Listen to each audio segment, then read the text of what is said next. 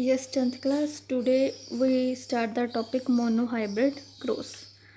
तो ये अपने लास्ट वीडियो में भी देखा था, लेकिन आज हम इसको देखेंगे कि कैसे क्रॉस कैसे करना है। तो पहले तो हमने 2 प्लांट्स लेने हैं, जिसमें पेरेंट का लेंगे हम 2 प्लांट लेंगे, पेरेंट प्लांट।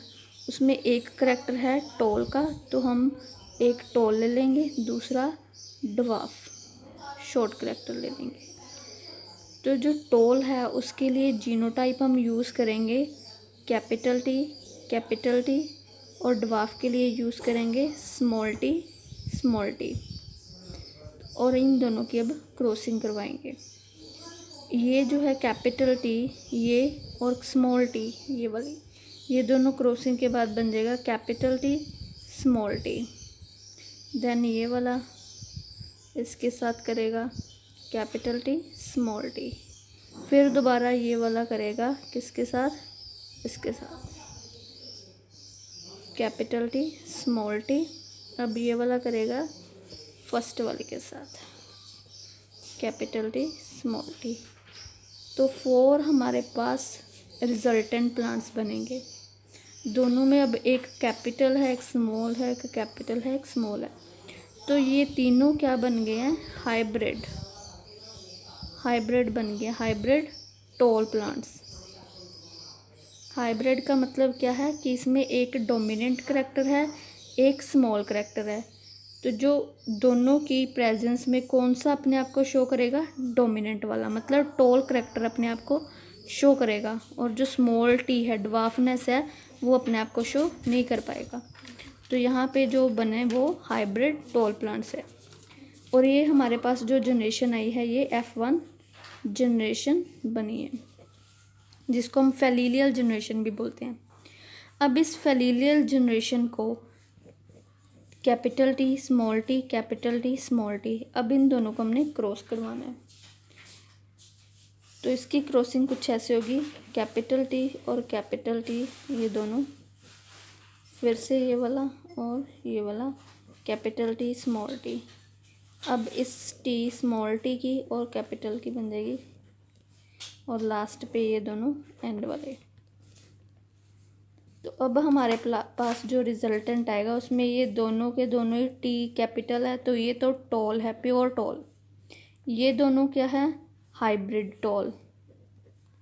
हाइब्रिड टॉल जैसे कि हमारे पास ऊपर भी थे, जिसमें क्या होता है, एक डोमिनेंट होता है, एक रिसेसिव होता है, और एक जो बनेगा वो होएगा स्मॉल टी मतलब ड्वार्फ।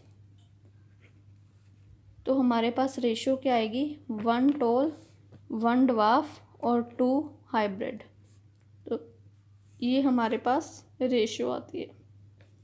अगर इनको देखा जाए, मतलब फिनोटिपिकली इनकी अपीयरेंस प्लांट देखने में कैसा है, ये तो उसके जीनोटाइप है।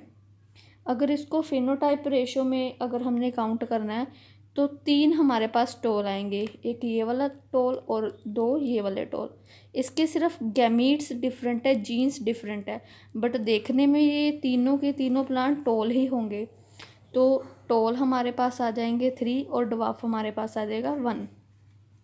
तो हमारे पास 2 रेशोस बनी हैं, एक जीनोटाइप एक फिनोटाइप। फिनोटाइप मतलब जो देखने में कैसे हैं, जीनोटाइप जिनके जीन्स कैसे हैं। तो एक की रेशो आएगी 1:2:1 और दूसरी रेशो आएगी 3:1। तो जैसे ये मैंने करा है वैसे ही आपने सेम टू सेम किसी और करैक्टर को लेके करना है। तो नेक्स्ट इसके हैं इंटरप्रिटेशंस ऑफ रिजल्ट्स, वो अपने देखने की क्या आते हैं।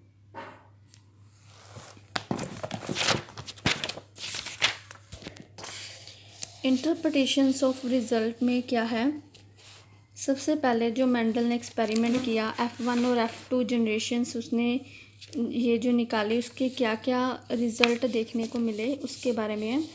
The height of P plant tallness and dwarfness is control by a pair of contrasting factor. सबसे पहले तो ये जो थे टॉल एंड ड्वार्फ, उसने 2 कंट्रास्टिंग फैक्टर लिए थे। तो मतलब ये है कि जो उसने करैक्टर लिए हैं वो उसके फैक्टर्स हैं, मतलब लॉ ऑफ यूनिट करैक्टर्स, कि जब भी हम किसी चीज़ का क्रॉस करवाते तो हमें फैक्टर्स के ऊपर डिपेंड रहना है, वो कंट्रास्टिंग फैक्टर होने चाहिए। तो पहला रिजल्ट ये था लॉ ऑफ यूनिट करैक्टर्स, मतलब हमारे पास हमारे कंट्रास्टिंग फैक्टर्स होने चाहिए। These factor occur in pair, pair में होने चाहिए, जैसे डबल टी, यहाँ पे भी डबल टी पेयर में होने चाहिए। F1 जनरेशन जो आई वो हमारे पास थी capital T small T hybrid, जिसमें डोमिनेंट करैक्टर जो कैपिटल टी है वो अपने आप को शो कर रहा था, लेकिन रिसेसिव करैक्टर जो स्मॉल टी है वो अपने आप को शो नहीं करता। तो सेकंड पॉइंट हमारे पास बन गया law of dominance and recessiveness, मतलब इसमें लॉ ऑफ डोमिनेंस में ये है कि डोमिनेंट करैक्टर अपने आप को शो करेगा और जो प्लांट है वो टॉल ही रहेगा, लेकिन उसका जीनोटाइप जो है वो कैपिटल एंड स्मॉल शो हो जाएगा। उसके बाद है फैक्टर्स आर सेपरेट एंटायरिटीज़। अब देखो जब हमने इसके गैमीट्स बनाए थे तो जो ये दोनों फैक्टर हैं capital T and small T, ये दोनों अलग अलग हो जाते हैं, ये दोनों करैक्टर मिक्स नहीं होते, ब्लेंडिंग शो नहीं करते। This is called the law of segregation. This F1 plant produce two type of gametes in equal number. जैसे हमने गैमीट्स बनाए थे, यहाँ पे ये जो गैमीट्स बन रहे हैं कैपिटल टी, यहाँ पे कैपिटल एंड कैपिटल आ रहा है, यहाँ पे स्मॉल एंड स्मॉल आ रहा है, जो इसके गैमीट्स बन रहे हैं ये मिक्स नहीं हो रहे, है ना। तो ये कैपिटल उधर नहीं जा सकता, ये वाला स्मॉल वाला इधर नहीं आ सकता। तो ये है कि ये जब गैमीट्स बनते हैं तो ये सेग्रीगेट हो जाते हैं, मतलब अपनी अपनी पोजीशन पे ही रहते हैं और ब्लेंड नहीं होते, मिक्स नहीं होते। तो इस तरह मेंडल ने इस रिज़ल्ट को देखते हुए उसने अपने लॉज बनाए। फर्स्ट है लॉ ऑफ यूनिट करैक्टर, कि हमें किसी फैक्टर की ज़रूरत होती है। सेकंड है law of dominance and recessiveness, कि डोमिनेंस और रिसेसिव करैक्टर जो है हाइब्रिड में शो होते हैं। थर्ड है लॉ ऑफ सेग्रीगेशन, कि वो जो करैक्टर्स हैं वो अपने अपने गैमीट्स बनाते हैं और ब्लेंड नहीं होते।